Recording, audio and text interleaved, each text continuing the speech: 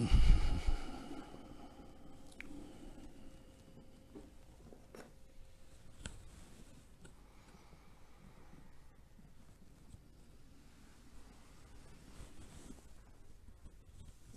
morning. Thank you for being here today. Anyone who's watching online, thank you for joining us. In the Christian tradition, it's Easter Sunday. You may know that already. It's not something I know a lot about, honestly, why this particular event was designated as the holy day that it is in Christian traditions. It has something to do with the phases of the moon. It has something to do with the rebirth of plants and animals and the birth of new life in the spring. In the Catholic tradition, Roman Catholic tradition, I have to be specific. Orthodox is 3 weeks. In the Roman Catholic tradition, this is the holiest day of the year. It's not Christmas, it's today. And as Shunya was saying, in the Orthodox tradition, it's down the road a little bit. 3 weeks. And that's dependent on some other moon orientation. So it's Easter, sort of. Depends on who you ask, where you are, what you do. And in other traditions, non-Christian traditions, there are also spring ceremonies around the equinox and around the celebration of what's going on outside. It's miraculous, isn't it? Isn't it just miraculous? Before you go home, stop at any bush that you come across and just look at it really closely. These little things are starting to appear and open up. And it's symbolic in so many ways of what happens to us as human beings. Yes? Life and death, change and growth.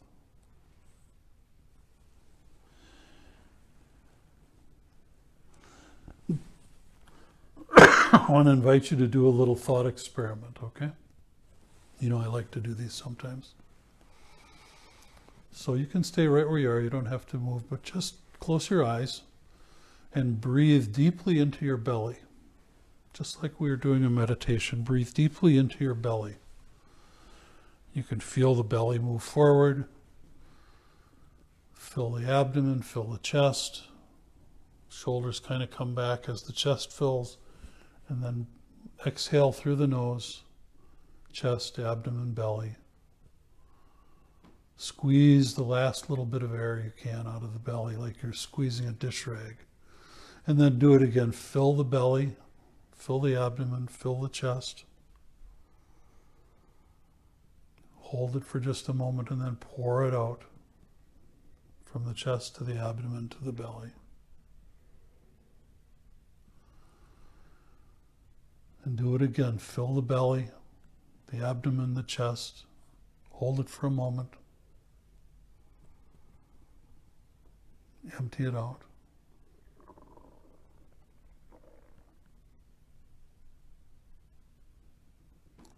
One more. Fill the belly, the abdomen, the chest. Hold it for a moment. And pour it out.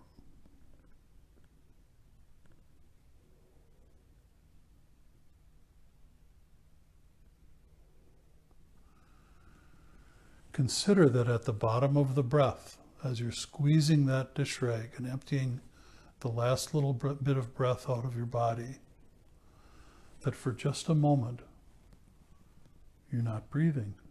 You're dead. Right? Nothing's going on. So it is with our whole life. So it is with our whole day.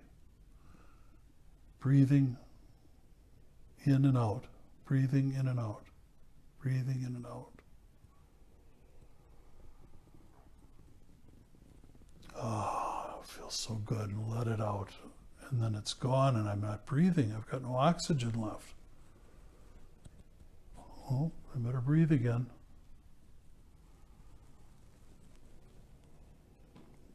The Roman Catholic tradition of the death of Christ is a parallel to that. For a few days, according to the myth, he was dead. He wasn't breathing anymore. And then he came back to life. And then his body was filled with the Spirit, and he came back to life. Moved the rock out of the way, and came out and showed his friends, hey, I'm okay. I'm back. And they said, no, you're not. That's not possible.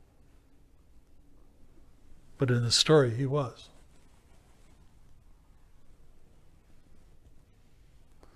So the metaphor I'm trying to draw is that every breath is that experience in some way, isn't it? Every breath is a reminder that we are here just for a moment. Every breath, just for a moment, and then we're gone. And we come back, and we're gone. And someday, when you exhale, when I exhale, there will be no inhale. That'll be the end of the show. Someday. I may not even know it. Imagine that.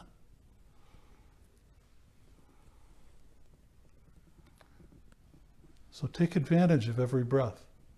Take advantage of every day. Be present. Appreciate this miracle. This unimaginable miracle of being human.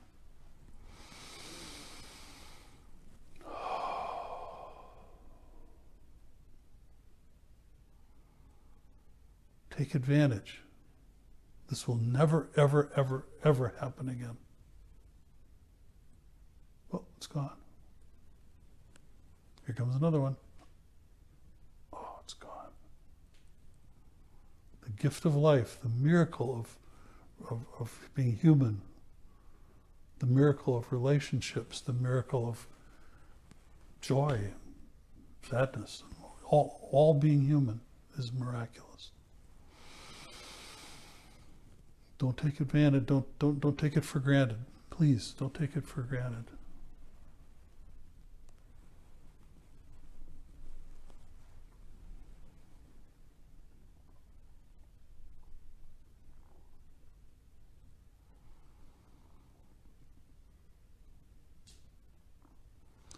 Just want to add one more thing.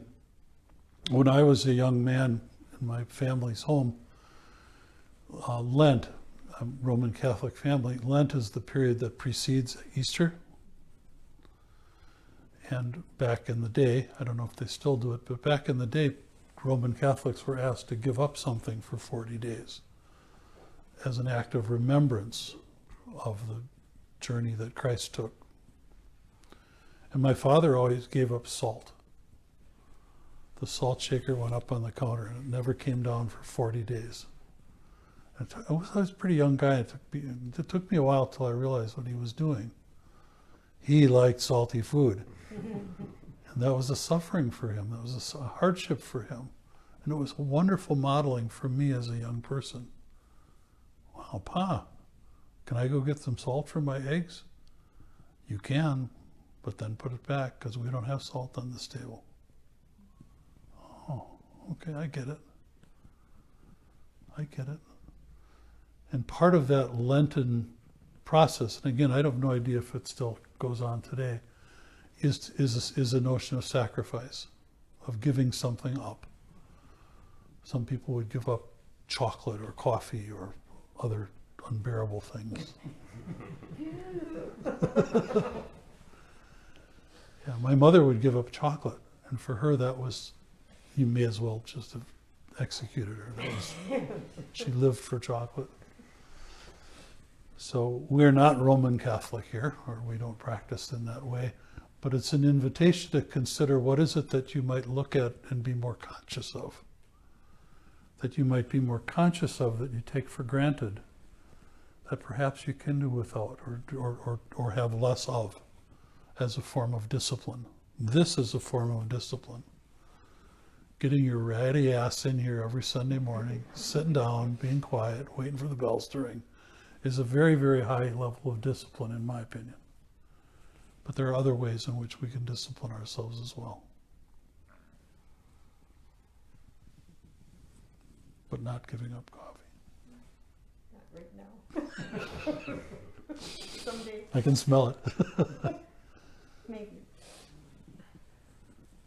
Well, there's so much more that I could go on, and I won't. But perhaps sit down at some point in the next few days and look up Easter. Go online and look up Easter, and see that there's a lot of different versions of Easter, a lot of different versions of the traditions around sacrifice, a lot of different versions of the meaning of Easter. Why is Easter always represented by a lamb? Does anybody know? Sacrifice. The sacrifice of Christ, the Paschal Lamb. Because in the temple they would kill a lamb as an honor, as an honoring, and and him coming into the world was the beginning of his sacrifice for the well-being of all beings. I have no idea if any of it's true, but I think it's good to know our history. It's interesting. It's good to know our history. So, well, I don't want to take too much more time, so thank you for being here today. We've got food, coffee, I don't know what else is in the other room. Tea. We have, and don't run away. We cut it short today so that we could have a little extra social time, and the attic isn't open. So please stay, socialize, and happy Easter. We didn't hide any eggs, did we? I thought about it, actually. Darn it, we should have hid some eggs. Next year. Next year we'll hide eggs. I saw one